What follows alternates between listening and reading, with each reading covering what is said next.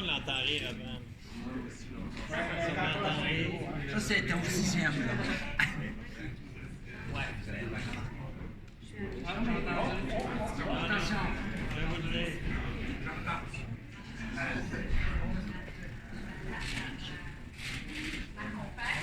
Le problème, c'est bien, on va faire les deux.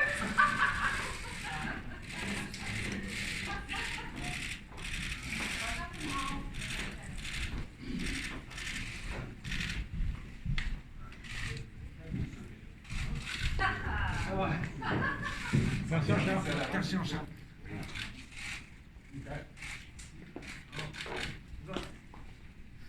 Ah non,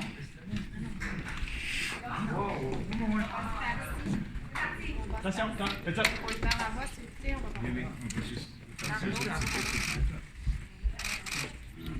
On passe ici, je pense. Je vais les voir. Pardon. Excusez-moi. Merci.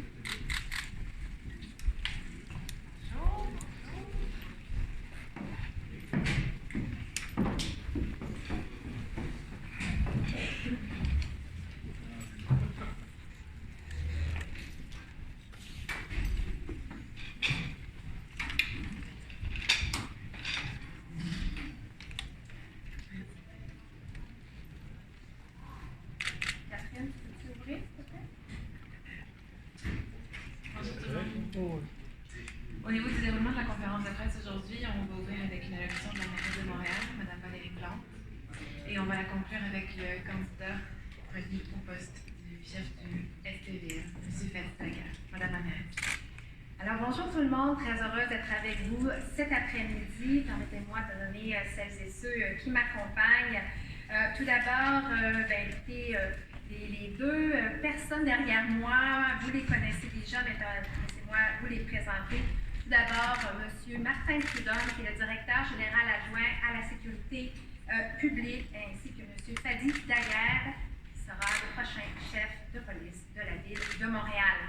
Il y a également plusieurs de mes collègues qui sont ici aujourd'hui. Dominique Olivier, qui est la présidente du comité exécutif, M. Alain Vaillancourt, qui est le responsable de la sécurité publique du comité exécutif, Joséphina Blanco, du comité exécutif également, ainsi que M. Benny Massella, qui est le responsable, le porte-parole, le chef, si je peux dire, du regroupement des villes.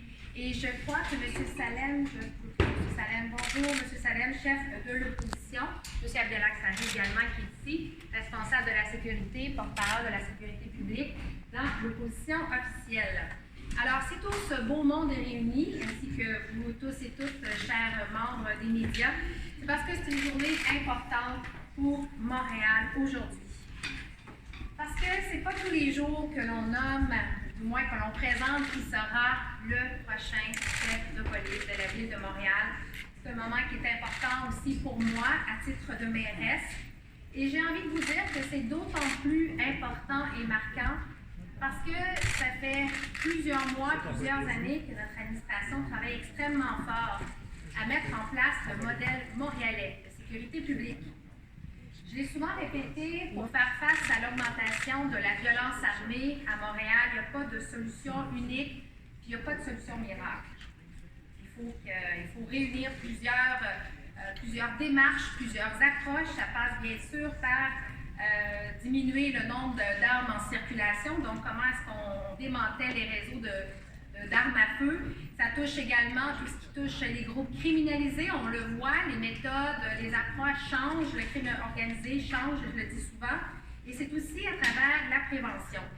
Et j'ai envie de vous dire qu'au cours des derniers mois, le travail qui a été fait, bien sûr, tout d'abord par le SPVM et ensuite par les autres collaborateurs, je pense bien sûr au milieu communautaire, aux organismes, à la Ville de Montréal, aux écoles également, bien, ça porte fruit puisqu'on a une diminution de 30% des événements impliquant des armes à feu à Montréal depuis un an. Ça, c'est très positif.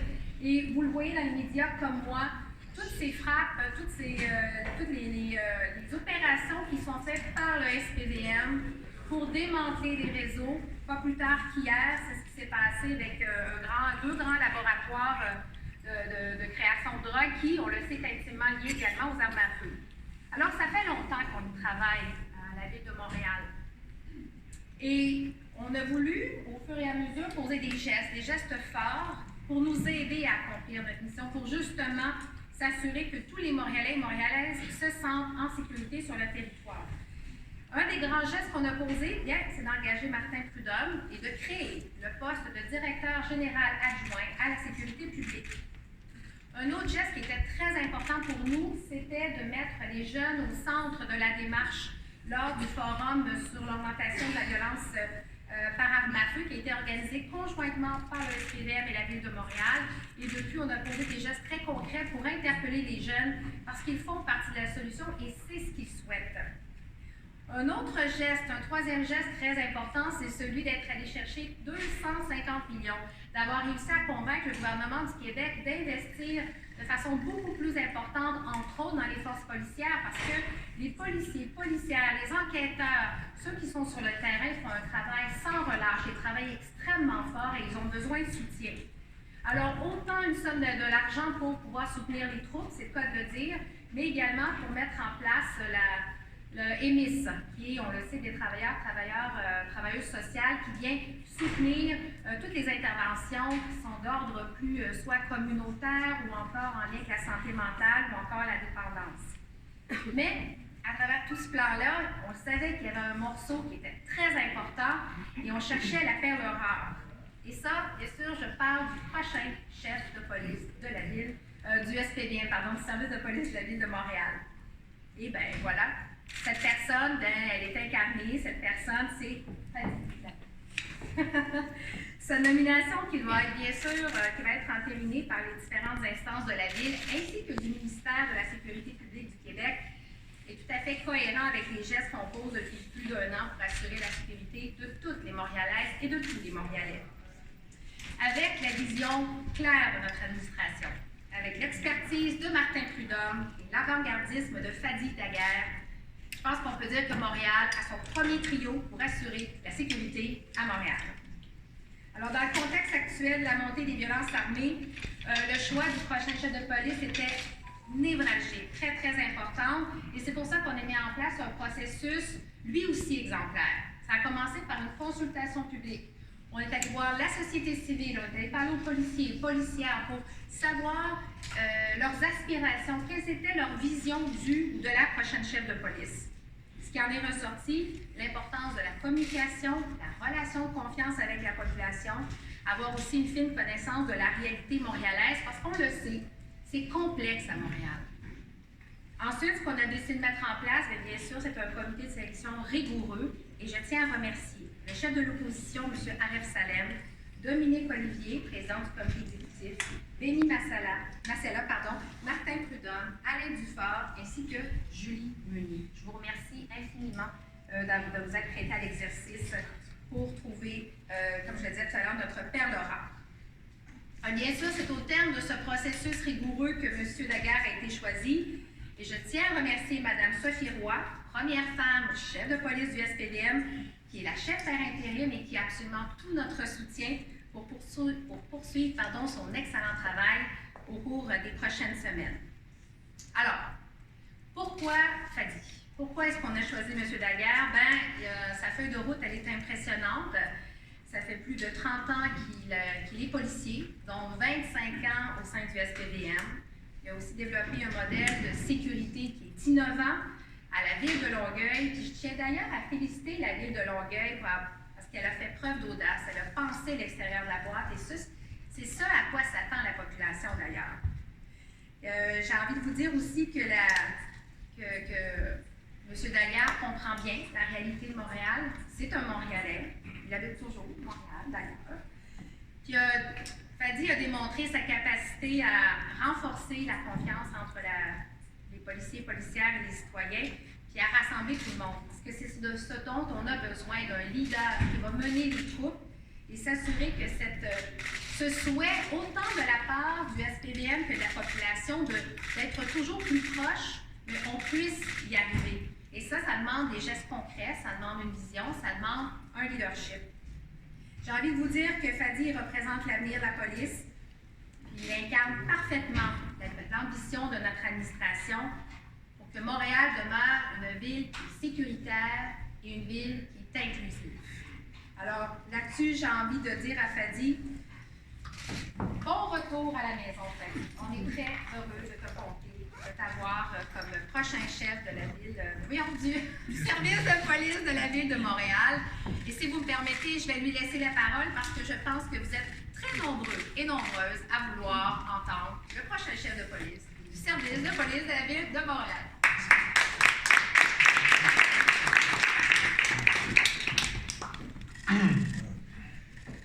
Ouais, merci de me recevoir. Je suis vraiment honoré et privilégié d'être ici parmi vous. Je vais adresser les premières paroles, je ne suis pas encore confirmé, il y a encore des étapes. Et je vais dire un bonjour à mes policiers du SPVM, des futurs que vous faites gérer un jour. Bienvenue parmi nous. Très fier de vous servir un jour. Comme je suis très fier d'avoir servi le SPAL, le service de police de l'agglomération de Longueuil, qui pour moi a été un coup de foudre. C'est des personnes où je me suis investi avec eux. On a fait un travail colossal. Et je sais que le travail n'est pas terminé. Il va être encore meilleur plus tard parce que dans cette nomination, je ne la vois pas uniquement territoriale. Je la vois vraiment plutôt provinciale, Grand Montréal et les autres unités, les autres corps de police. On est dans un véhicule, c'est comme si on était assis dans un véhicule et j'ai changé de siège dans ce véhicule-là. C'est un véhicule de la sécurité urbaine, puis les problématiques qu'on peut avoir à Longueuil, à Laval, à Québec ou à Montréal se ressemblent tous. On a tous les mêmes problématiques. Très heureux de vous rejoindre, Madame Plante. C'est vrai que je dis souvent que je n'ai pas immigré au Canada. Parfois, je sens que je me suis plutôt immigré, pas au Québec, mais je me suis immigré à Montréal.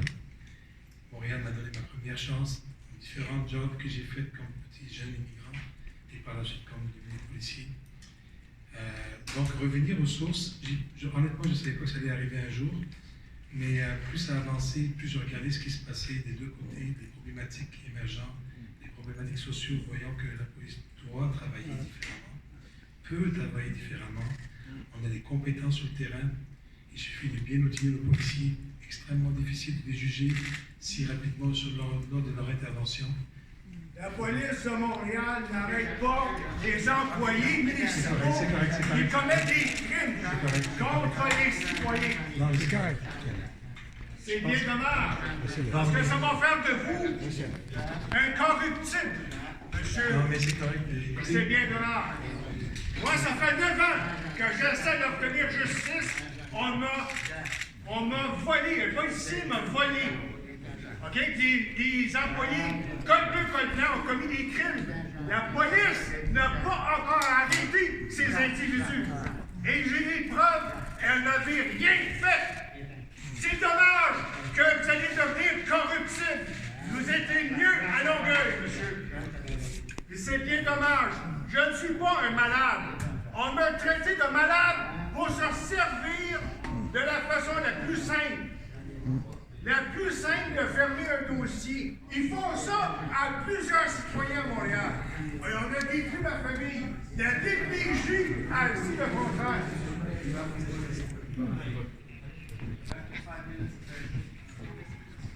Je ne crois pas que vous allez faire des arrestations des criminels. Je parle du code criminel. Ils ont tous volé.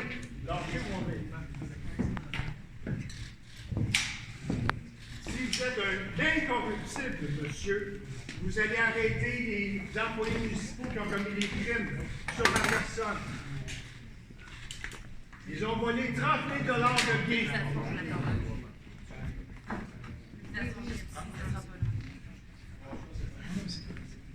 Je n'ai plus rien dans la vie, on m'a tout fait perdre. Famille, emploi, travail. Mes enfants ont tenté de se suicider, ils avaient 14 et 16 ans. Hey, moi là, ma vie était très belle à Montréal. Très, très belle. On a détruit une famille.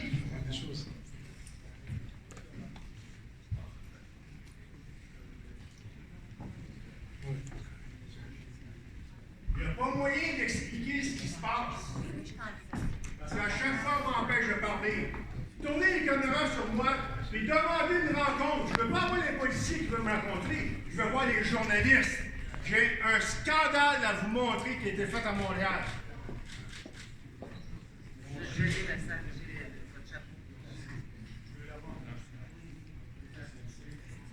Mon chien, chapeau cellulaire, c'est tout ce qui me reste dans la vie. On m'a tout fait perdre.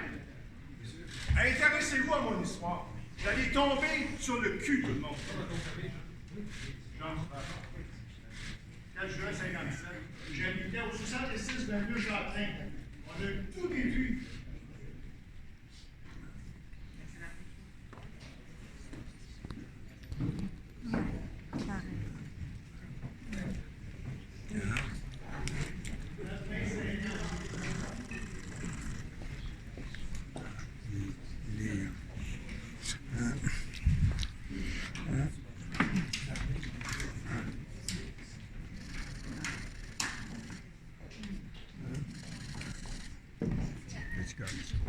Allez voir là, la première fois qu'on voit ça. On va être prêt à poursuivre avec les présidents. Monsieur Daguerre. Alors, j'ai été arrêté au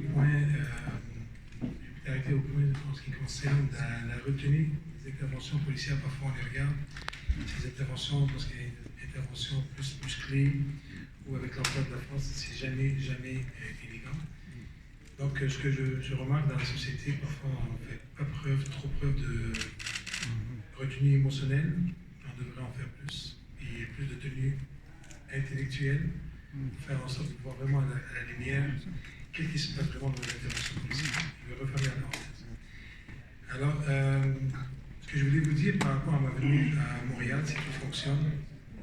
C'est pas c'est pas un dossier, c'est peut-être même plus une mission, c'est une réelle cause pour moi. Vous savez, en revenant à Montréal, j'étais à Longueuil, les choses se passaient quand même très bien. Une équipe acharnée, des personnes qui travaillaient jour et nuit ensemble. On avait réussi des projets et on a réussi encore des projets franchement très, très intéressants, très stimulants. Alors en venant de Montréal, je me suis dit, bon, est-ce que ta cause est terminée? Et Montréal, avec l'administration de Mme Plante et l'administration à Longueuil de Mme Fournier, j'ai une philosophie très, très réciproque qui est celle du rapprochement communautaire. Et ça, franchement, si je peux servir au Québec via Montréal et amener une adaptation, une approche policière, qu'on soit plus adapté à l'approche envers les citoyens, l'offre de services qui, pour moi, ne devrait pas être servir la communauté, mais plutôt servir toute la communauté et surtout servir toutes les communautés. Et je veux bien qu'on me comprenne, c'est de manière très inclusive. Je veux que mes confrères, mes consoeurs, les employés du SPVM, ceux qui se parlent, travaillent avec eux.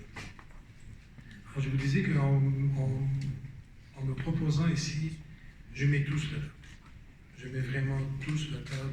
Comme j'ai fait à Longueuil, j'ai mis mes tripes. J'ai mis ma réputation, ma crédibilité, je mets tout sur la table pour servir. En venant à Montréal, je sais très bien dans quoi je m'engage. Je connais très bien la complexité de la clientèle qu'on doit servir. Je connais très bien les difficultés à l'interne et à l'externe, les distances, les peurs de part et d'autre. Je sais exactement dans quoi je suis extrêmement lucide dans ce que je fais. Et oui, je prends un énorme risque parce que tout allait bien à Longueuil, mais quand même, je me disais, Fadi, c'est pas terminé. Il faut que tu continues, puis il faut que tu essayes d'amener la différence dans ta cause que tu veux faire. C'est exactement pour ça que je reviens. Et uniquement pour ça.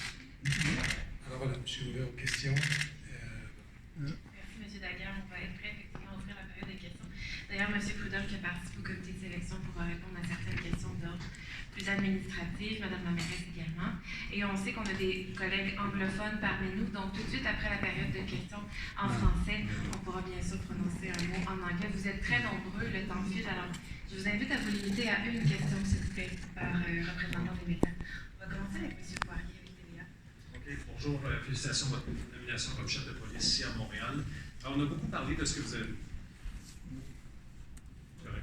On a beaucoup parlé de ce que vous avez fait à Longueuil, effectivement, avec Réseau notamment, les organisationnels sur le terrain.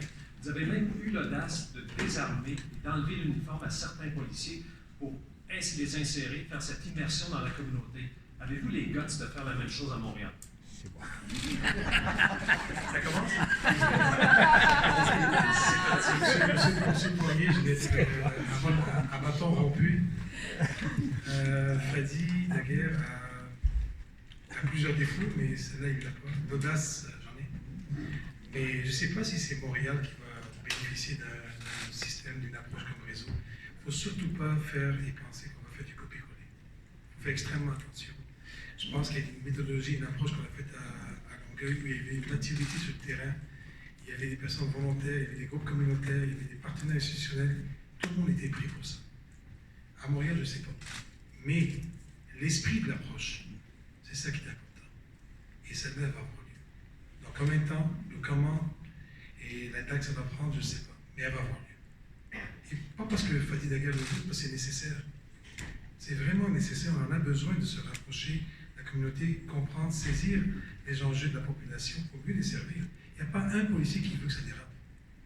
Il n'y a pas un citoyen qui veut que ça dérape. Donc il faut mettre des balises en place, des outils en place, pour qu'on puisse trouver des solutions. Réseau sur les TI à Longueuil, immersion sur les clients à Longueuil. Qu'est-ce que ça va être à Montréal, on verra. Merci pour votre réponse, M. Daguerre. Prochaine question. Bonjour à tous. Marie-Michel Lauzon, de nouveau. M. Daguerre, félicitations. Quelle est votre position en termes de profilage racial et de racisme systémique? Profilage racial, il y en a. Profilage social, profilage politique aussi. Et le racisme systémique existe. Moi, je le vois encore plus au niveau de la discrimination systémique. Merci. Prochaine question. Professeur de la presse, félicitations, M. Daguerre. Vous êtes un très bon communicateur, mais je vous propose un défi, répondre par oui ou par non. Est-ce que le SPVM a assez de policiers pour remplir sa mission en ce moment? Je ne répondrai pas par oui, par non. Laissez-moi évaluer l'état des lieux. Je pourrais vous répondre dans quelques mois. Merci, Philippe. Question de précision, vous avez dit le 3 novembre, je ne posais pas ma candidature à la radio. Est-ce que c'était faux? Est-ce que vous avez changé d'idée depuis? Expliquez-nous pourquoi. Je n'ai jamais posé ma candidature, ça a été une invitation. Oui, bonjour M. Daguerre. Il y a des policiers qui accueillent très très bien actuellement votre arrivée à Montréal. Il y en a d'autres qui demeurent un petit peu prudents, avec des réserves, entre autres les enquêtes spécialisées comme Eclipse. En ce qui concerne toute la question du profilage, les interpellations aléatoires, qu'est-ce que vous auriez à dire à vos futurs policiers actuellement qui se posent des questions? Je pense que, bon, il y en a quelques-uns qui me connaissent pas, d'autres me connaissent bien. Vous savez, je suis à Longueuil présentement et depuis 6 ans, vous pourrez vérifier avec vos sources, je suis sûr que vous en avez un peu partout, mais depuis 6 ans, on n'a jamais fait, jamais dans l'histoire du SPAL, autant de perquisitions de stupéfiants et d'arrestations. Et pourtant, c'est moi qui est là avec eux. Et en même temps, on fait de la prévention et de la constatation. Les deux peuvent se marier. Ils n'ont rien à craindre. Moi, ce qui est important, c'est que mes hommes et mes femmes qui sont sur le terrain travaillent du renseignement criminel. Je ne veux pas qu'on aille à la pêche, je veux qu'on aille à la chasse. Merci pour votre réponse. Prochaine question. Camille Payan, Journal de Montréal. En fait, vous avez parlé beaucoup de prévention au sein du SPVM. Est-ce que vous pourriez nous parler un petit peu plus de votre vision sur la répression au sein du pour l'instant, je ne suis pas encore à Montréal, mais au niveau du SPAL, tout ce qui concernait la répression, c'est sûr, et même quand je suis arrivé, j'ai même augmenté les équipes de stupéfiants. Parce qu'il faut toujours trouver un balancier ou un équilibre entre la légitimité et la vigilance. Toujours être capable d'offrir à la population. Il y a des moments où il faut être coercitif, et ces moments-là sont très importants. Mais il y a des moments aussi où il faut travailler en amont sur la prévention. Parce que si on fait uniquement de la répression, dans 10 ans, dans 15 ans, on va se reparler, vous et moi, et on sera au même point. Si on n'est pas capable de prévenir, travailler en amont dans la communauté afin de prévenir la prochaine génération des jeunes moins criminalisés, on va se reparler demain encore et dans 10 ans de la même manière. Moi, ce que je veux qu'on investisse au niveau de la police au Québec, c'est dans la jeunesse, pour préparer les futures générations. Comment faire en sorte que ces jeunes-là ne tombent pas dans le panneau. Je dis souvent, on n'est pas criminel, on le devient, et lorsqu'on l'est, on n'est pas 24 sur 24. C'est important de saisir les moments où on peut faire sortir les jeunes de la criminalité. Merci beaucoup pour votre réponse. Je vois qu'on a des collègues anglophones. Est-ce qu'on a d'autres questions en français? Peut-être, oui. Allez-y, pardon. Pierre Saint-Arnaud de la presse canadienne. Bonjour, M. Daguerre. Je vais vous poser une question. La dernière fois qu'on s'est vu, on était avec le ministre Carman à Longueuil. Et la question avait été soulevée à ce moment-là auprès du ministre Carman. Cette fois-ci, je vais vous la poser à vous. Est-ce qu'on en demande trop aux policiers en termes de travail social, en termes de santé mentale? Est-ce qu'on ne donne pas aux policiers un fardeau duquel le ministère de la Santé et des Services sociaux se décharge? Pour la première partie de la question, vous avez absolument raison. Le fardeau au niveau des policiers sur leurs épaules, l'aspect social, c'est incroyable comment que le 911 est rendu un fourre-tout.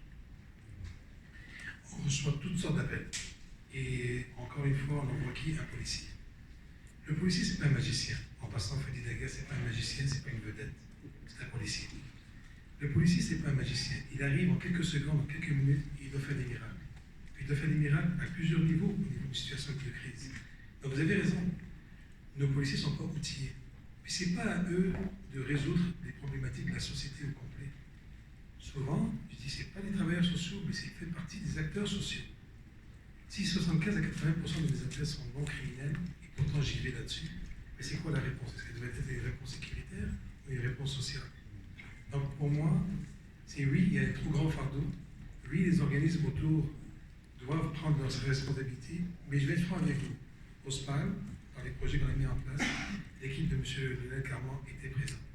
Ils sont là, les travailleurs sociaux, les infirmiers spécialisés, psychologues, thérapeutes, sont sur le terrain avec les équipes de réseau, puis ils travaillent ensemble. Donc il y a une manière, il y a une façon de marier les deux.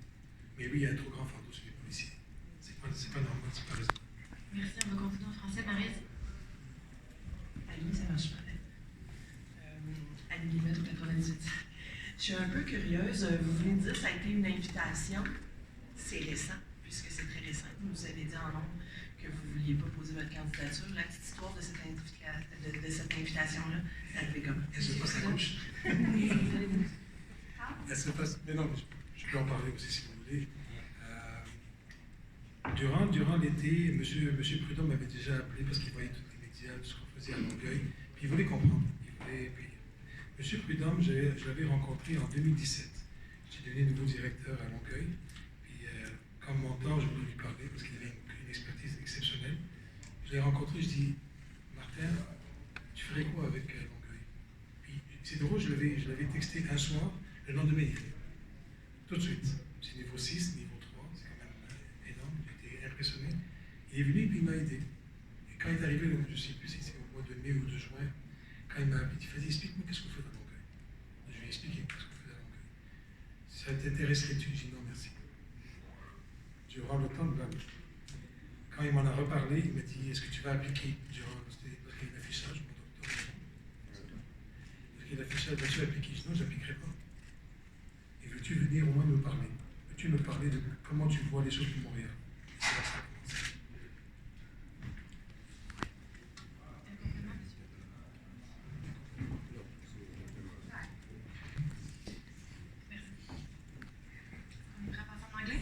Autre question en français, ça va?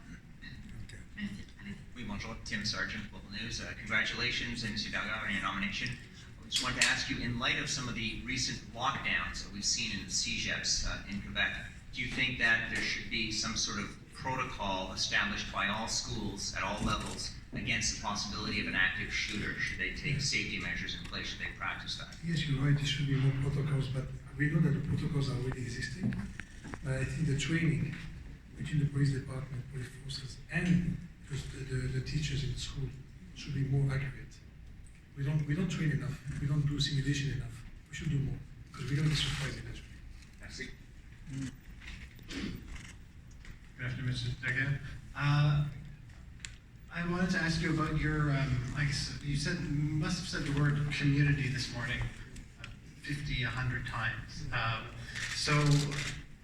Montrealers can take it that you want to return to the model of community policing, which was sort of, we got away from in the last few years. Do you feel like you have the freedom to go back to something, to that model of policing? Do you think that is where you're going, to something that worked maybe a few years ago and we got away from? I truly believe, first of all, in Longueuil, they really give me carte blanche to be able to do it.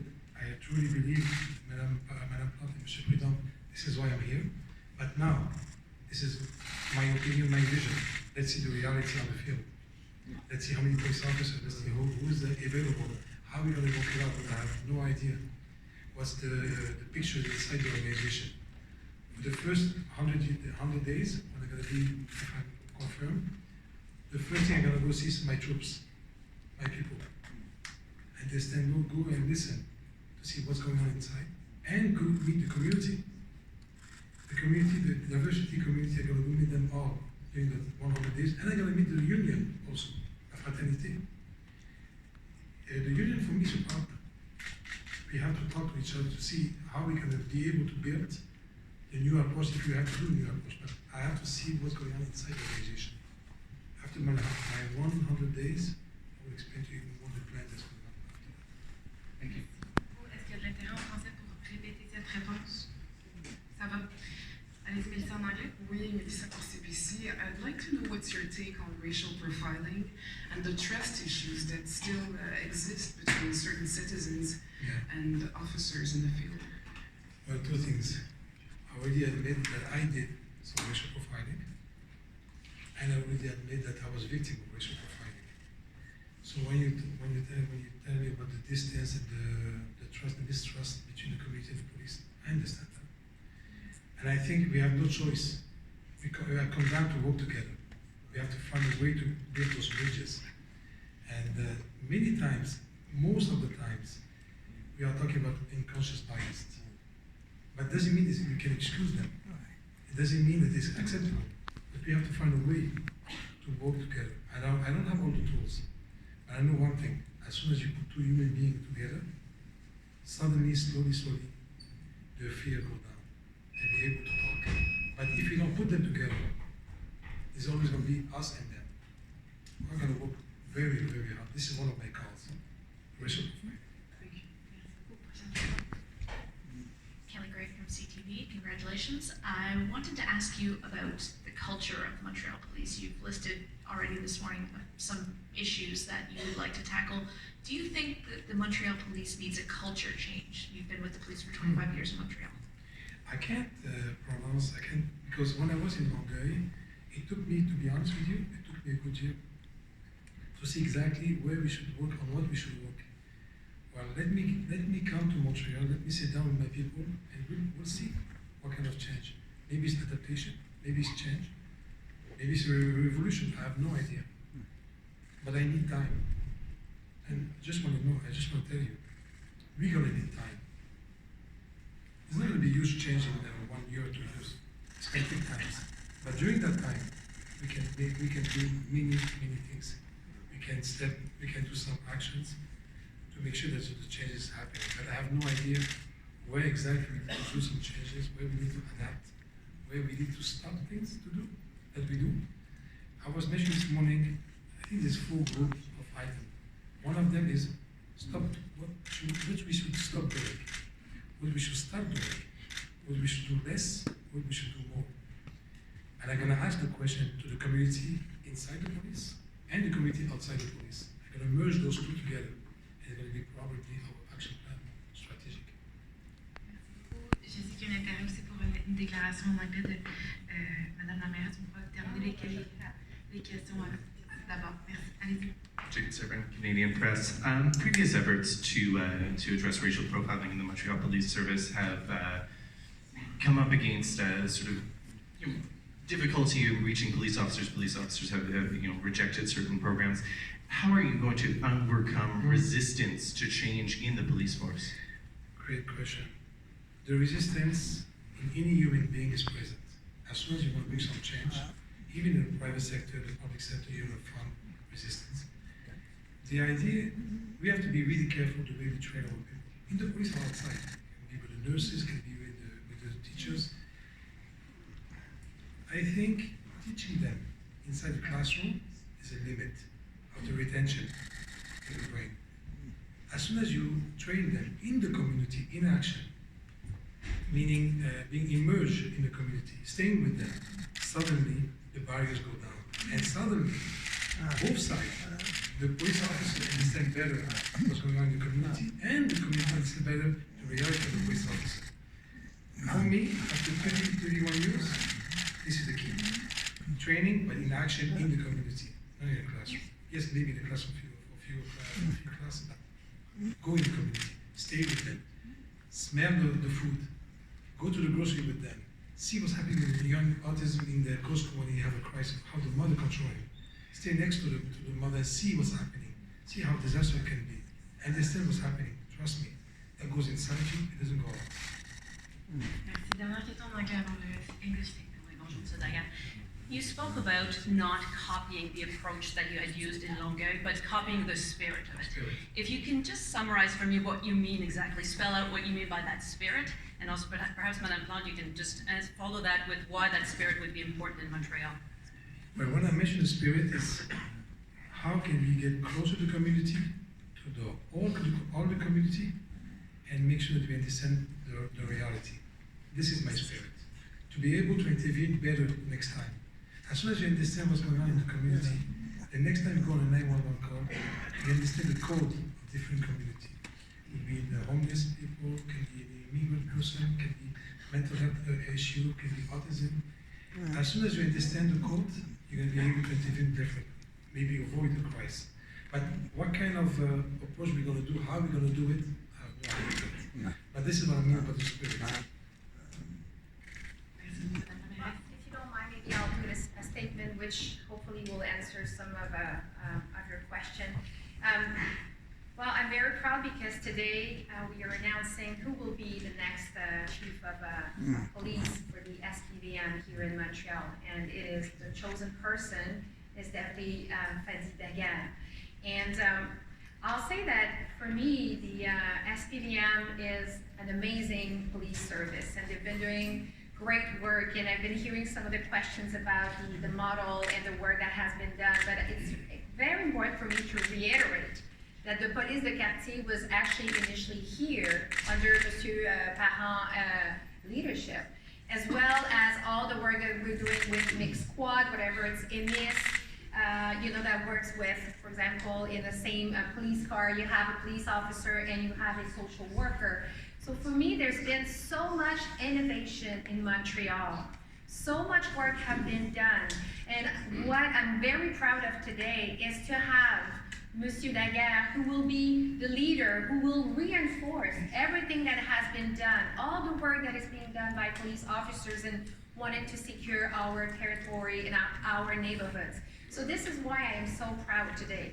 And based on his experience, the one he gained, first at the SPVM first, and then in Longueuil, because there was a lot of innovation there, I find like we can continue to build on the Montreal model I've been talking about a lot, because for our administration, it's always been clear that there has to be, of course, repression when we talk about entering some guns network. Of course, we need to find those guns.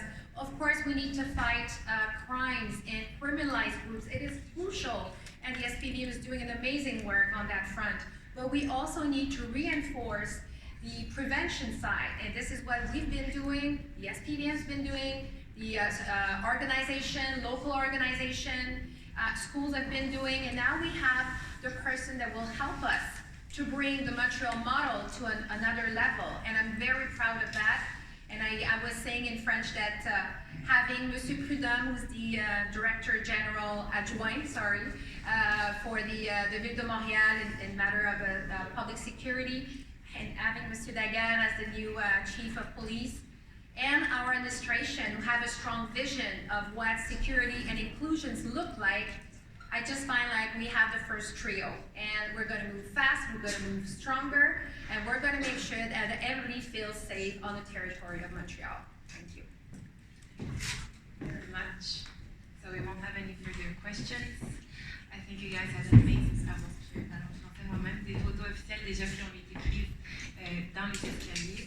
Alors, ça va aller tout à fait. On va remonter ensemble. Si jamais pour les demandes d'entretien individuelles, vous pouvez vous adresser à notre équipe et puis à M. Daguerre, à ma collègue Hakim Moudreau. C'est ce qui conclut la conférence de presse de cette avant-midi. Le Brésil joue à 2 heures. C'est commencé.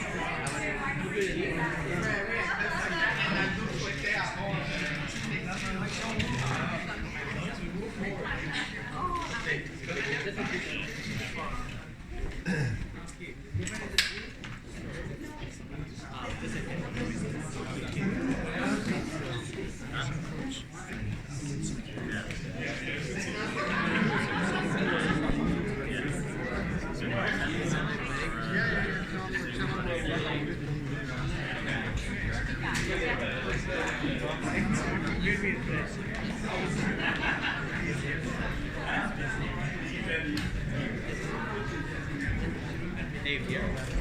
m'entends pas quand je te réponds?